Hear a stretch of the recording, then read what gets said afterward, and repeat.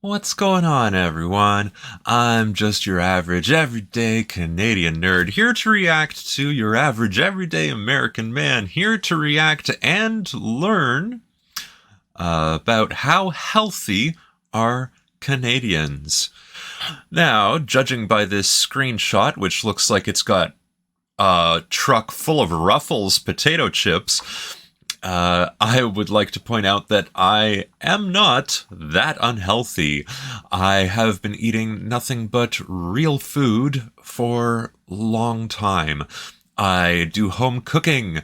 I do not eat processed foods. And I work out, which is more than I can say for myself at this point last year. And as such, I believe that the average Canadian might be less healthy.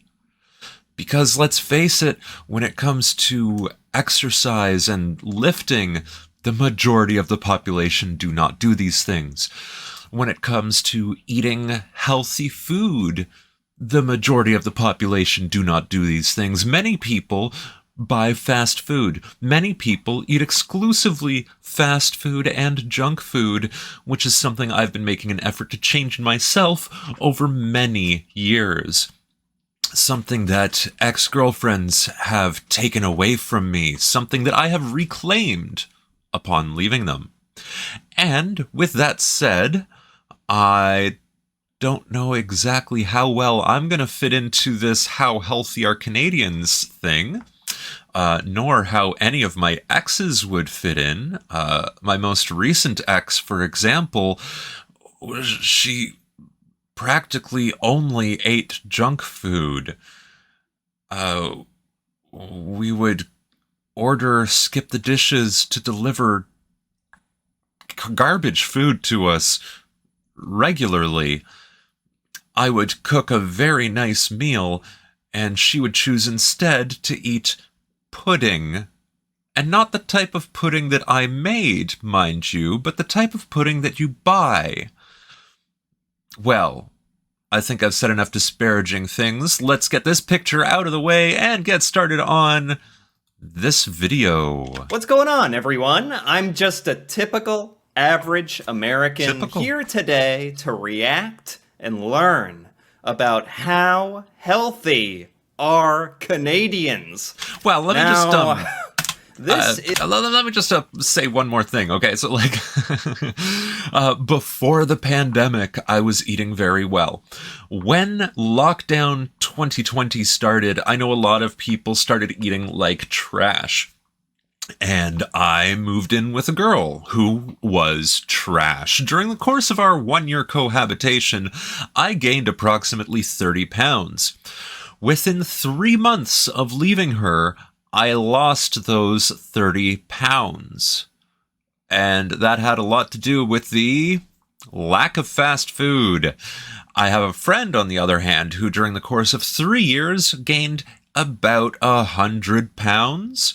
Much of it due to fast food. Okay, I've said my piece for now.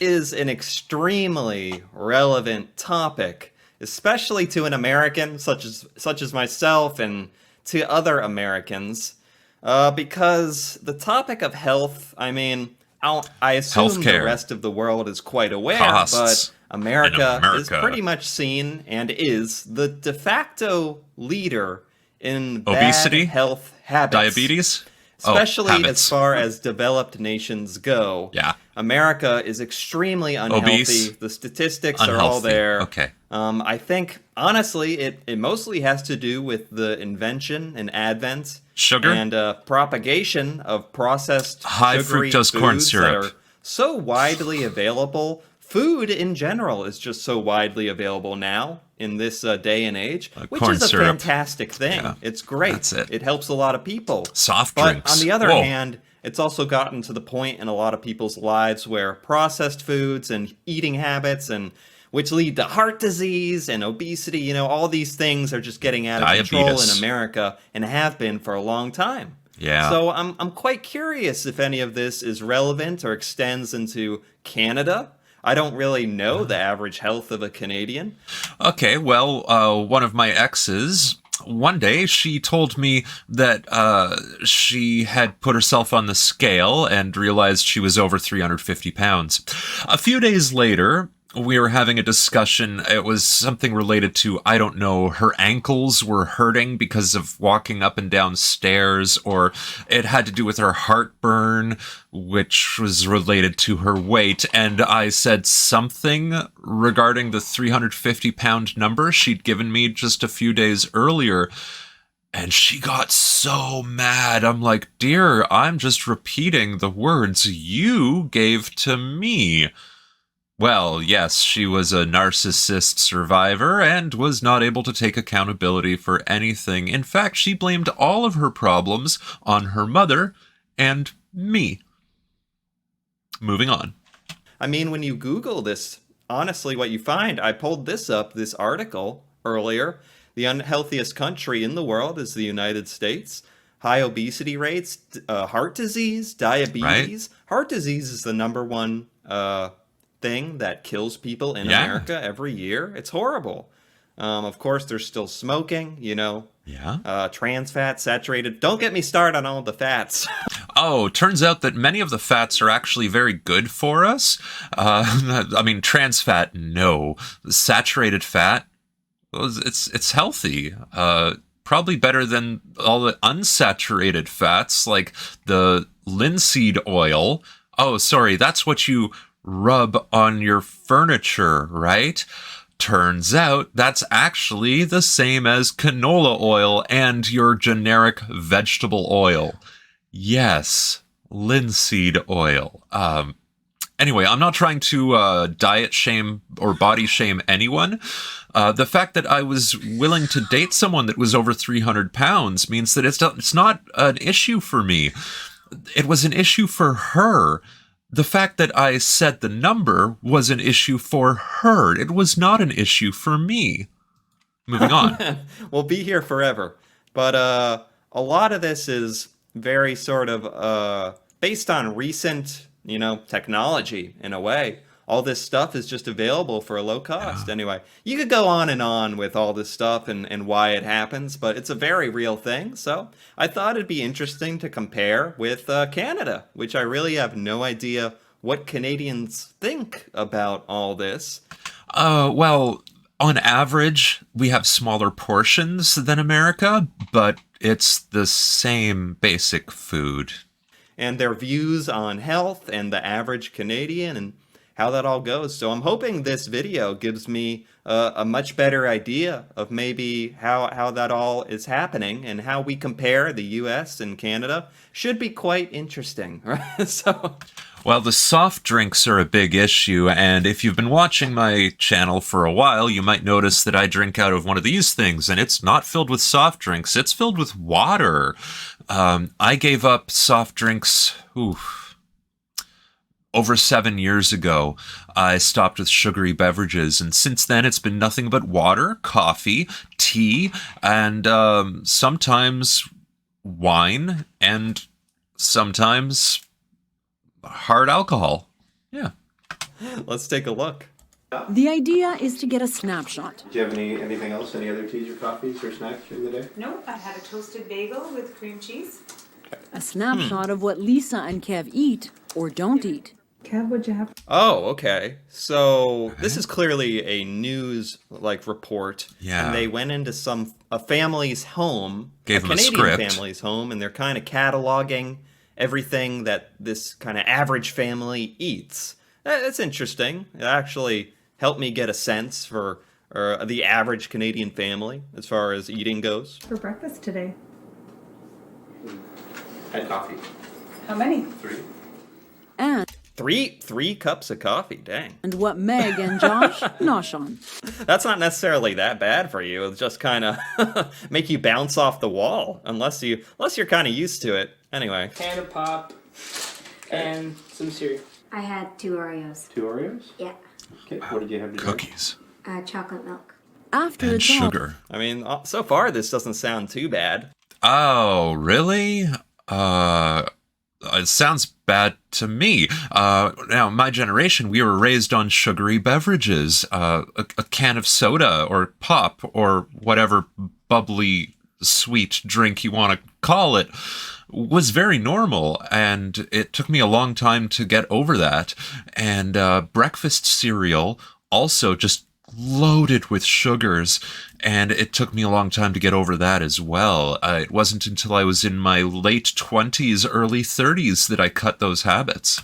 I mean, if I haven't, my problem is if I have some Oreos, I gotta have the whole box. You know, that's my problem. And that's sugar. So it turns out that we actually have neurons throughout our body, if you weren't aware. And some of these neurons, yes, like in your brain, are in your stomach. And when these stomach neurons get the sense that you are eating sugar, they turn on these old instincts that come from long ago, like centuries ago, that say, sugar, this is condensed energy, we like it, and so you get more hungry, which is why there's always room for dessert, right?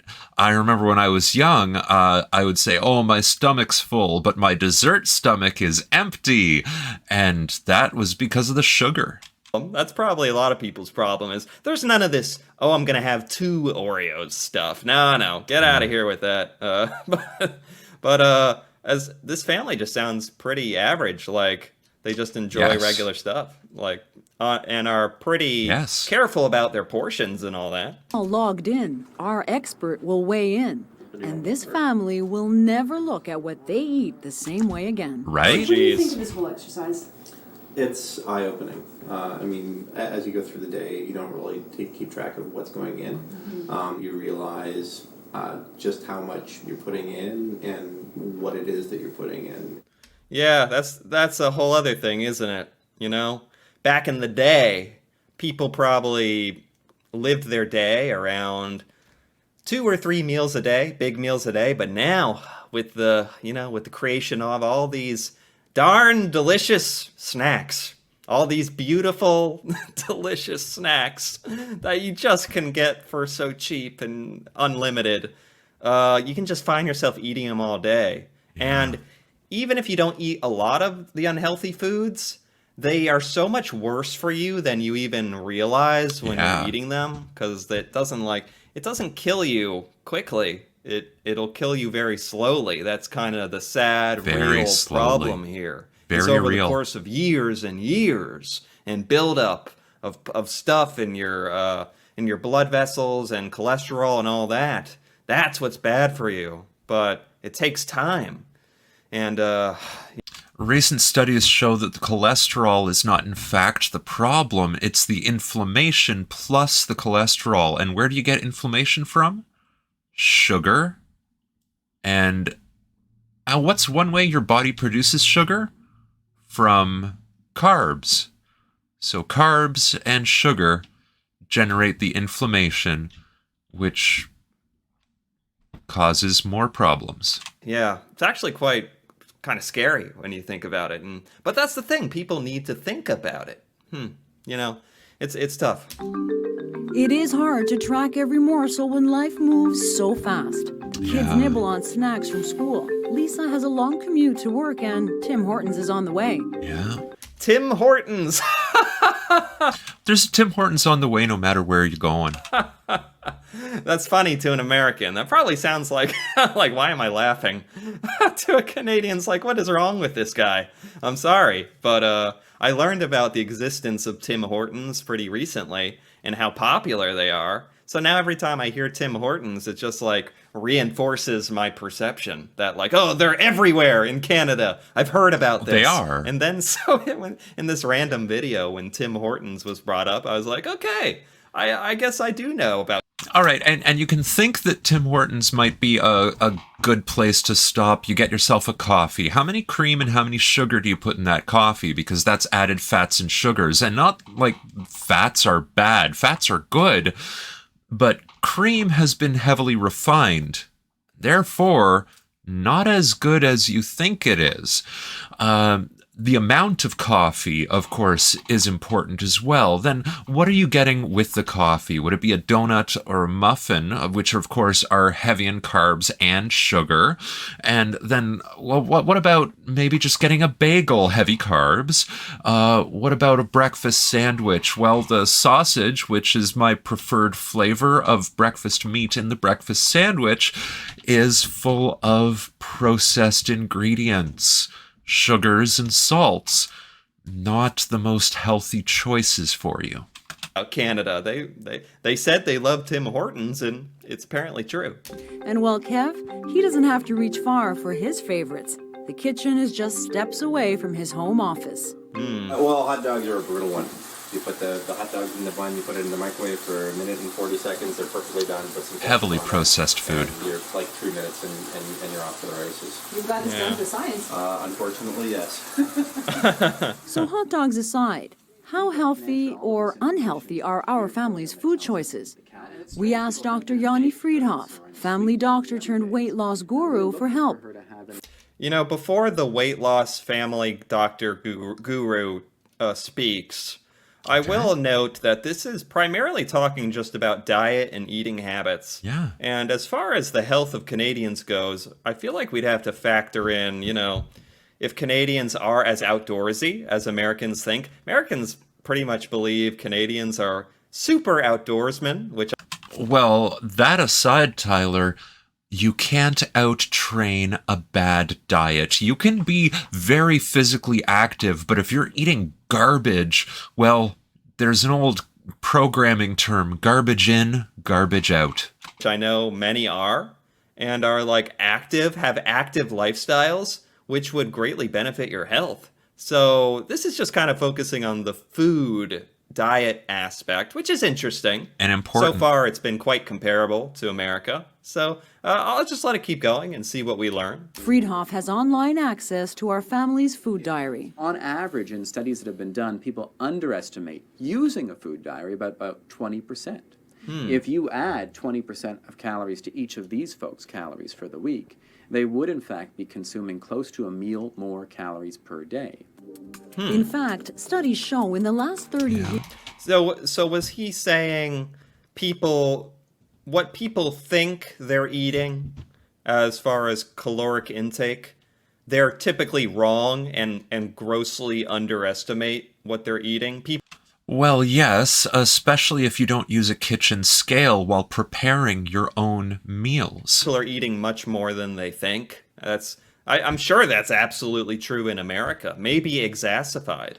Exacerbated, One yeah. of those words. Canadians are consuming an entire extra meal a day in calories. A whopping 65% of us are overweight or obese. An extra meal a day, not such a big deal if you're eating well. Myself, sometimes I will have 4 or 5 meals a day. But if you look at the food that I'm eating, then you'll say like, oh, okay, it's stable, real food. When you consider one fast food meal has the equivalent of 2 meals of calories, maybe a whole day's worth of calories in one sitting with the drink and the fries and the sandwich. Yeah, it's real easy to have extra meals worth of energy throughout the day.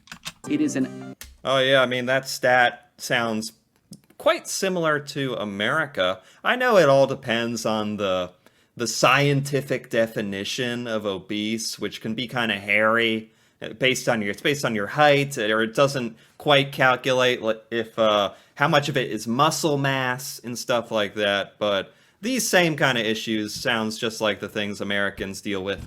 Hour of vigorous activity that would burn... Us are overweight or obese. It is an hour of vigorous activity that would burn sort of a meal's worth of calories. I think calories matter much more. The ones that we're consuming have a much greater impact on our weights than the calories we are or aren't burning.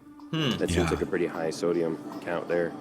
There are some foods that go right through us, right? And there are some foods that get stored in our fat cells for later. So yes, the type of food that's being consumed makes a huge impact. So this doctor is saying what we eat is of much greater consequence to our health than going for a jog or a hike or a run and trying to burn some of that off. You're better off Yes. focusing on just the diet aspect. Yes. So members of my family have been diagnosed diabetic. All right. And we're given food guides on how to overcome this.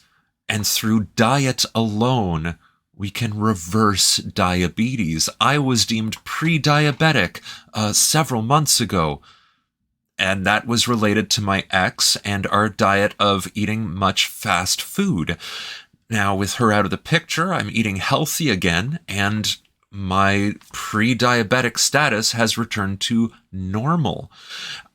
My father has reversed from diabetic to normal through diet alone. They didn't change their exercise routine, still going out for 2 walks every day. These walks vary from 10 to 30 minutes, and it's twice per day, every single day. And that was a standard. The only thing that changed was the diet, and they're both much healthier now. They have to put the taste somewhere, I guess. But how calorie-wise are we? Most of us don't have a clue. Do you know how many calories you consume a day? No, I don't. Do you know how many calories are in the stuff that you've bought today? No clue. I think this is absolutely 100% the same as America. Yeah. You could ask the same questions to Americans. They'd say they have no idea how many calories are in stuff. Or worse, they'd probably be like, oh, I know, and guess and be totally wrong. And just hope that the giant chocolate chip muffin that they bought is like 20 calories or something because it's whole grain or something, you know. Oh. That's how I rationalize all the muffins I eat. I know that. And these people know even less about what's in them. How about salt? No idea at all. Sugar? No idea at all. Do you have any idea how much salt you're supposed to consume or how much sugar? I don't. See, I'm your typical Canadian, I guess. I don't. It's true. I like that he's like, I'm just your typical Canadian. I don't know. And it's like, that's totally the typical American. I mean, I sure don't know anything about, gosh, the proper amount of sugar and stuff I should eat every day. And Less than 34 grams of sugar, which is about 2 tablespoons. I certainly don't look at the packaging and calculate it or anything like that. Yeah. Oh, no. The main culprit? Anything that comes in a packet. Our family's traditional Taco Tuesdays meal is loaded in salt. Yeah. It's also becoming clearer they're eating a whole lot of sugar too. You know, just based on what they said there about if it's in a packet reminds me of the fact that I think what a problem is for Americans is 90% of the stuff we buy is packaged, processed, created in an assembly line a month ago food that you stick in a microwave and heat up and it comes back to life again, for lack of a better way to say it, and you can eat it.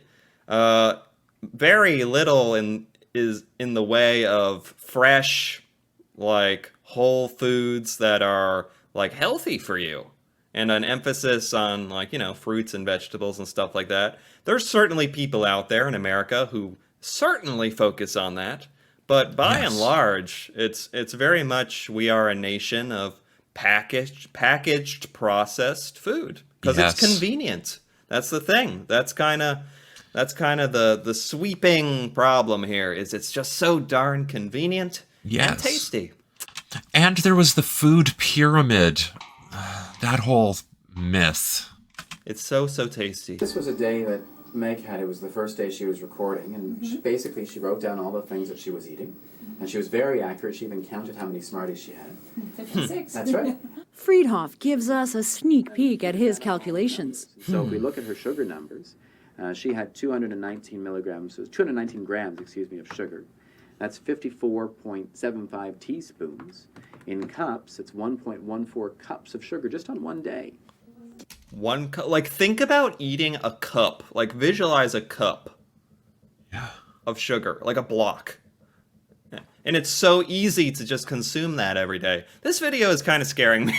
This video was supposed to be me learning about Canadian health, and it's only just making me think about American health and my health. But it's good. So this is approximately 1 cup. How many dice can I fit in this 1 cup? 4, and these are like D20 and D6, right? 5, 6, 7, 8, 9, 10, 11, 12, 13, 14, 15, 16, 17, 18, 19, 20, 21, 23, 24, 25, 26, 27, 28, 29, 30. Yeah, I mean, it's 1 cup of dice is over 30 dice. That's a lot of sugar. It's good to think about these things. So where does all that come from? Well, it's lurking in sugary cereals, juices, and drinks that sound healthy. Remember Meg's Sweet Tooth? What did you have to drink? Chocolate milk. Chocolate milk? People Sugar. believe that chocolate milk is a very healthy beverage, but yet chocolate milk has double the calories, double the sugar of Coca-Cola drop per drop. What? No. These are the types of things, man. And Coca-Cola is so much sugar. So many foods are just like what he's saying, where they're so much worse for you. They're so much worse than you think they are, that you finally learn, and you're like, oh my gosh, I can't even make the change. It would be changing my whole life to start worrying about all this, but it's so important. And it is life-changing. After just 1 year of not drinking soft drinks anymore, and I opened a can of ginger ale while I was out at a restaurant with a friend, I had maybe 3 sips and I walked away from the rest of the can. I just didn't want it because my body got used to not having it, and I realized just how ridiculously sugary it is. And so if I took a can of Coca-Cola, I made a double strong can of Coca-Cola, double the sugar, double the calories, and I poured a few vitamins and minerals and some protein in it, I don't think people would want to give it to their kids every single day as a beverage. Yeah. Friedhoff needs more time to tally up the this is totals. making me thirsty. As for Kev, If you are watching this and you're feeling any sort of the same kind of disgust for the Canadian diet that I'm feeling right now, please join me in drinking some water. Not sugar water, not carbonated water, not like bean soup, which is, coffee is actually kind of a bean soup. Anyway, let's have some water. he's starting to sweat. He's going for the lettuce now. That's good. He's starting to learn. Went straight for the lettuce. He's rebuying everything the family ate during the 1-week experiment. And that's Okay. making him nervous. Friedhoff is coming over tonight to tell the family what all those Smarties, hot dogs, and tacos add up to. Thank you very much. Oh my gosh, I'd be scared too if a health doctor nutritionist was coming to my house that night ready to pass down judgment upon my meals. Oh my.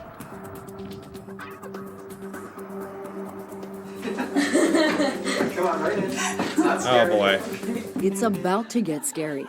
Once the family finds out, they consume about 9 pounds of sugar in a single week. A week? Okay, I thought he was about to say a day. It's like, I was gonna be like, forget it, we're doomed. All right, in a week. A family of 4. Like, wow. Only a little bit. Okay, a lot. I don't even want to look. Like, look at them. She and her kids look like they're in pretty good shape, but what you don't see is what's on the inside, right? So, Oh my gosh. so this is 17 cups of sugar. It's roughly 9 pounds of sugar. And There are Ah! there are some days, Meg, that you had one day where you had almost half of your day's calories come from sugar.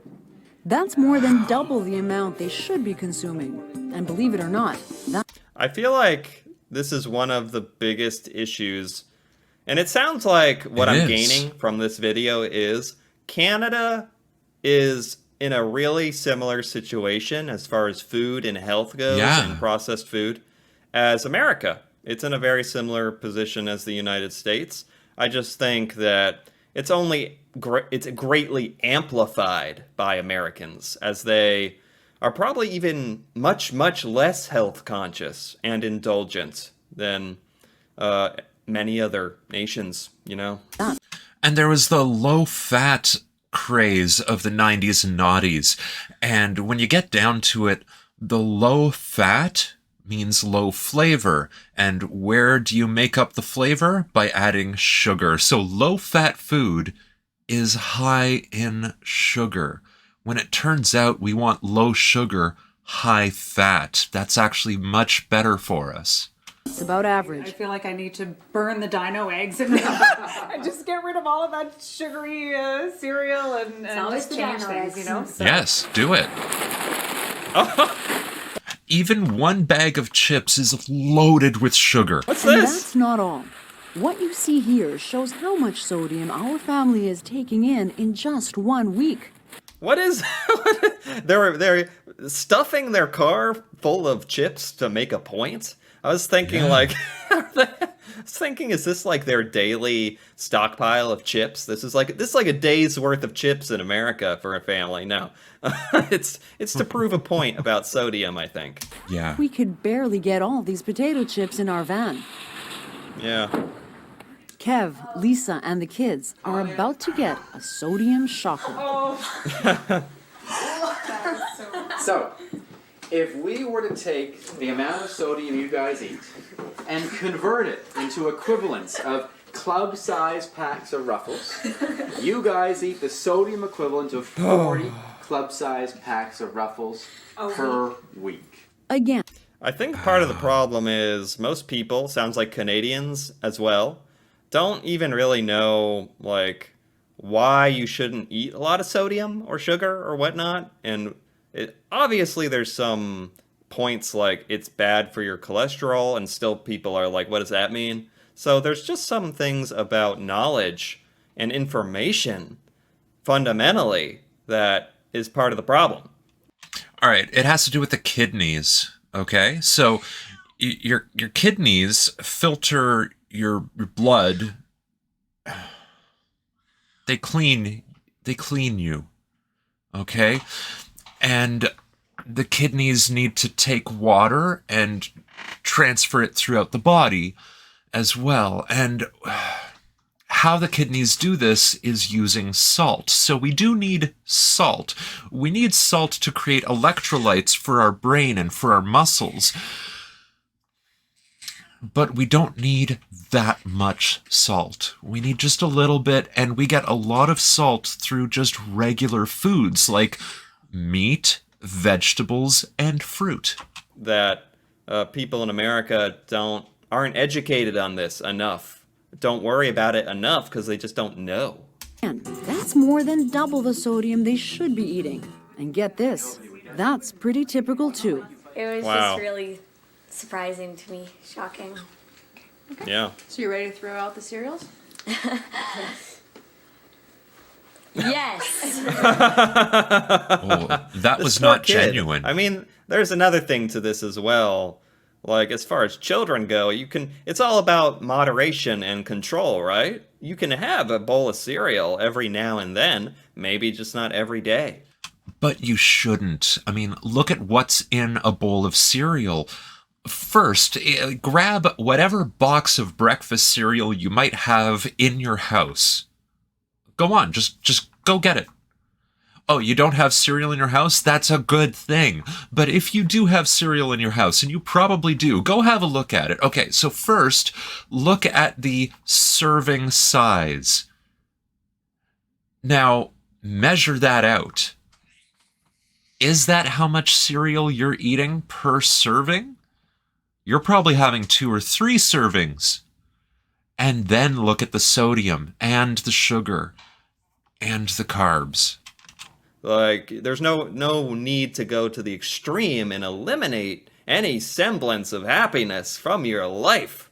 But being aware of all this is important. And then once you're aware, you can kind of be in control and control when and what you eat and what you personally think is appropriate. So that's a huge aspect as well. So why does all this matter? Friedhoff says it's bad for everybody's health, but it's particularly bad for the kids. The building blocks of these kids are what they eat. And not only in terms of their building blocks for their actual bones and muscles and joints, but their building blocks in terms of what they're going to be feeding their families, what they're going to be eating for a lifetime. Yeah, if they don't make changes. Yeah. Their diet may impact on their health in the long run. Yes. That's a good point. That's a good point.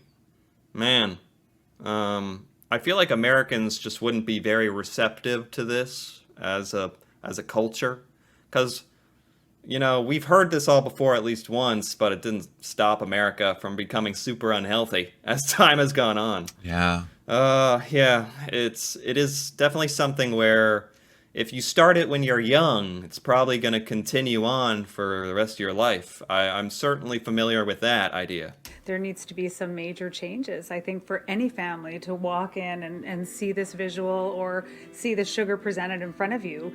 You can't help but think, okay, you know, there are going to be some changes. Yeah. Yeah. It's a lot to digest, but it's probably fair to say Taco Tuesdays will never be the same again. Look, you can have a good Taco Tuesday. Just don't buy pre-made taco seasoning. Find a recipe. Ask me for a recipe. I'll provide a recipe, okay? And this gives you more control over what is going on your meats. No! Oh, not Taco Tuesday.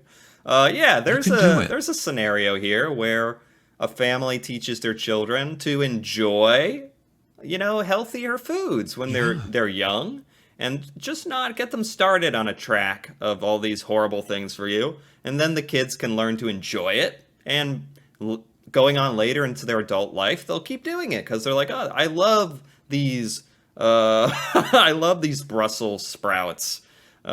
Okay, Brussels sprouts. Look, if you haven't ever enjoyed a Brussels sprout, try barely cooking them at all. Do what's called blanching, and you'll find that they are so much better than when they're overcooked.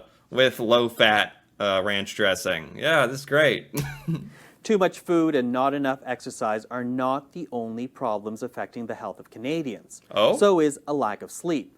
A recent CBC poll showed that most Canadians are getting less than 8 hours a night, and that can cause all kinds of problems, from high blood pressure to diabetes.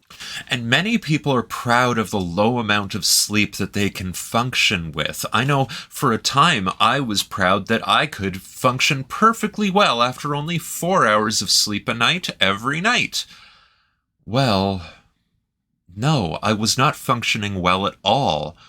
I was just functioning better than if I got 3 hours of sleep. And you know what? You can function much better if you get more than 6 hours of sleep, if you get more than 8 hours of sleep. Aim for 10.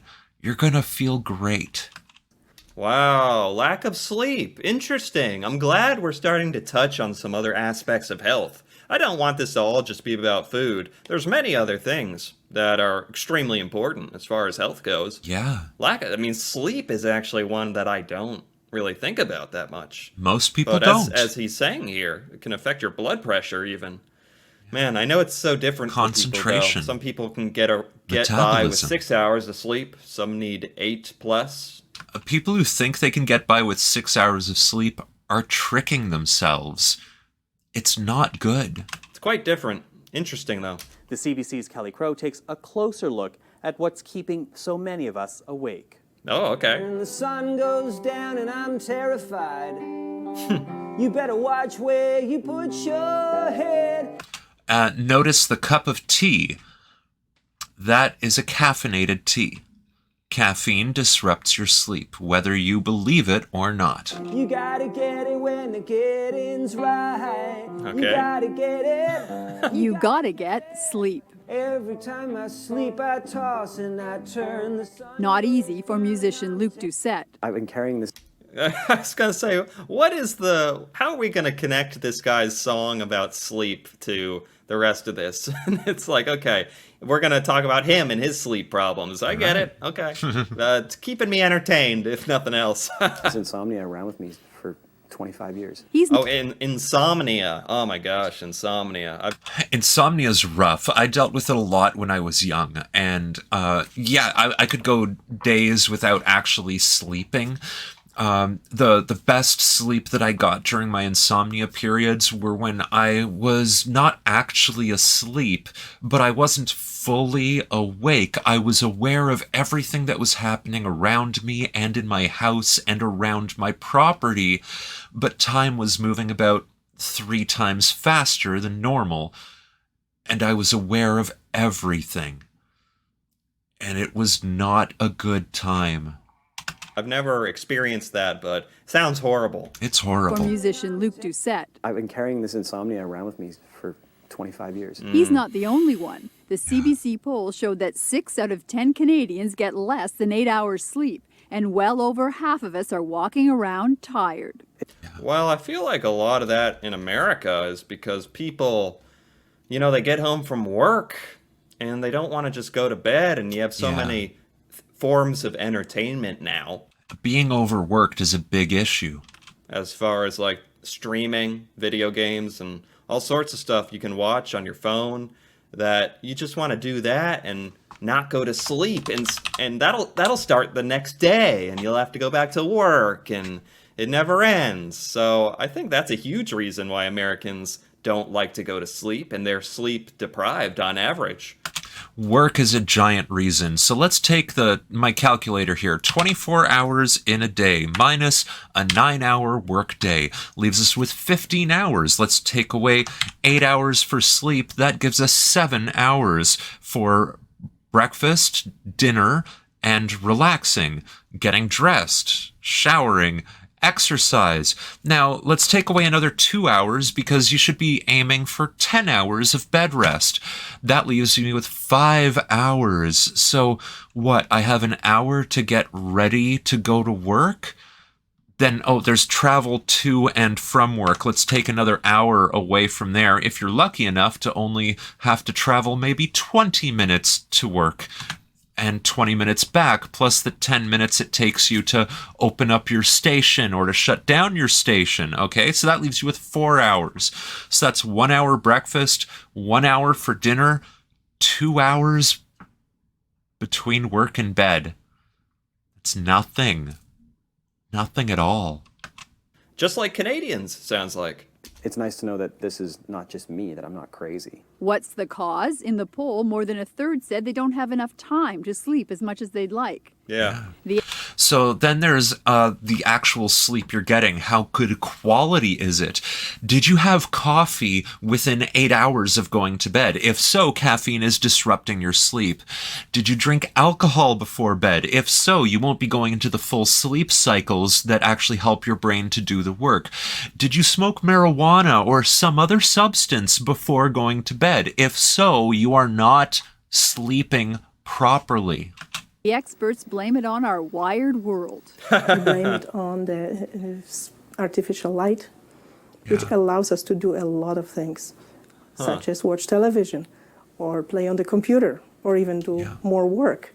Oh, she's blaming just the fact that we can. It's not like the old days where, it's dark. I got nothing to do now because I can't see. Might as well go to bed. that is certainly long gone, that problem. Yeah. It's a real Longer problem, work, though. More intense work. But sleep experts say we're hurting ourselves. It still does affect our performance, our ability to pay attention, our ability to remember things, our response to stress. Mood. I can't be as sharp as I want to be, or I'm not as kind as I think, or as patient as I should be. I mean, I think I've taken my insomnia out on a number of Air Canada / WestJet employees. And I apologize. Yeah. I like his honesty. here. I like that. For Luc Doucette, it's been years of searching for the secret to a good night's sleep.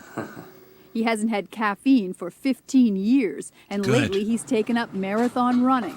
Oh. I noticed improvements in my sleep patterns immediately. Absolutely. Oh my God, that's so smart. Exercise makes a huge impact on your quality of sleep. Absolutely. That's so smart. And he's getting more healthy because of all the horrible food we're eating, apparently. Just run your butt off, and then you're going to want to go to sleep. That's actually really smart. Yeah, really significant. I mean, you exhaust yourself when you run 50 or 60 or 70 kilometers a week. Yeah. Earplugs, face mask, noise-canceling headphones. These help. Wow, yeah. But even that doesn't guarantee a good night's sleep. He goes all out. Research shows people who sleep less eat more fatty foods. We tend to crave more caloric foods, different type of foods, and more food when we are sleep deprived. Yeah. Oh, that's interesting. Comfort The foods. problems compound on themselves. When you're sleep deprived, you want more bad food for you.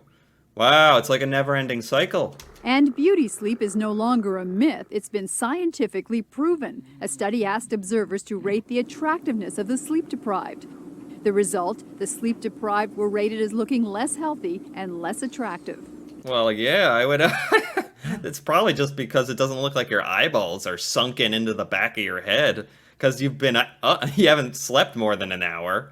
That'd probably make you look a little less attractive than someone who's had a fresh 8 hours of sleep and just looks ready to go and all that. It also changes the way that you present yourself, right? Like, wide-eyed and bushy-tailed is a whole lot better looking than sunken-eyed and, like, half asleep, right? It's about presentation. It's about presence. Yes, there's so much to this.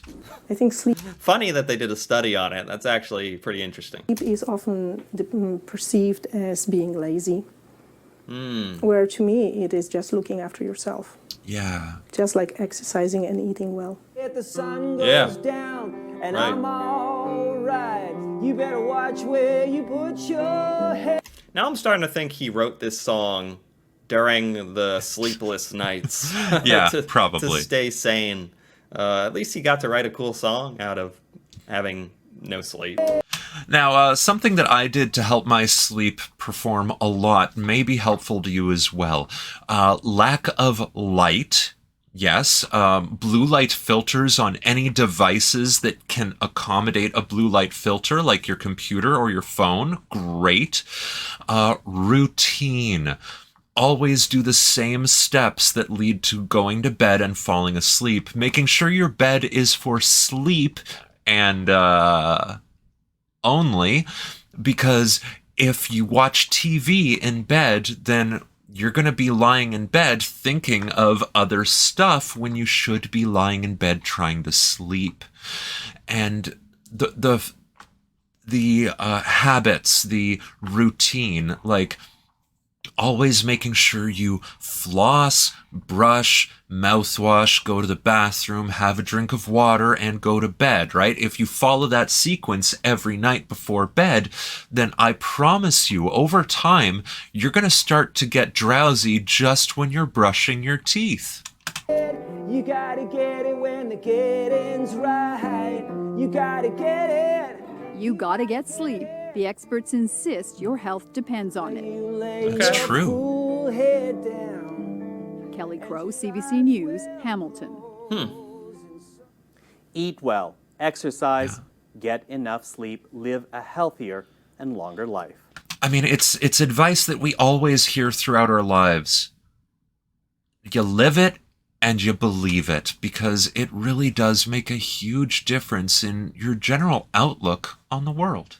Oh yeah, it's just that easy. It's just so easy.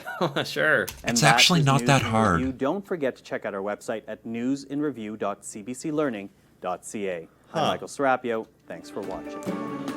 Okay. I think that's it. I actually really enjoyed that. Yeah, I think that's it as well. Recently I've learned that I can just stop the video before it's over, and we can call that a video. Now, another couple of tips regarding lack of sleep. Find what is keeping you awake. for me, one issue was wrinkles in the sheets. Well, that's because, you know, the story of the princess and the pea. I might as well be that princess. I have texture and sensitivity issues. So when I discovered that that was keeping me awake, part of my bedtime routine became making the bed, as in strip it all down, put it back, make sure the sheets are nice and tight and snug so that they're not wrinkled, so that my brain's not being activated by this texture in the sheets, so that I can just stop thinking. But what if you're stuck thinking? Well, try some ambient music. Personally, I sleep along with the soundtrack to Fallout 1, Fallout 2 video games. Well, that's because I'm in love with the Fallout franchise. What can I say? But this shelf up here is full of Fallout memorabilia. Okay, so that connected me to pleasant memories, which helped me fall asleep. But the most important part was that it was ambient, had no lyrics to it, so my brain could just kind of relax and not get activated by notions that would be talked to me. Okay, ambient music, freshly made bed, a clean mouth, good habits, a lack of light, a lack of distractions. And if it all comes down to it, U.S. military trains Marines how to fall asleep anywhere. You can look into what they are taught, but one aspect of what they're taught is to repeat the mantra, don't think, don't think, don't think. Well, that said, I hope you all learned something today. I hope you all enjoyed some of this today. I hope that you all eat well. I hope you all have a great sleep tonight, and I hope you all enjoyed this. If you did enjoy it, go ahead, like that video. If you have something you want to add, go ahead, type those comments down below. If you want more of this, if you want my porridge recipe, which helped me to replace unhealthy breakfast habits with healthy breakfast habits, go ahead and subscribe for more. That porridge recipe is upcoming because this video is inspiring me to go ahead and finally edit that thing together. Go ahead, get more sleep tonight than you got last night. You know, go for a walk, say hi to a neighbor, get yourself in some good habits. You'll feel better for it. Maybe not today and maybe not tomorrow, but it will happen. And I hope y'all just keep being awesome. Bye. Science, spirit, life. Nerd Pumpkin.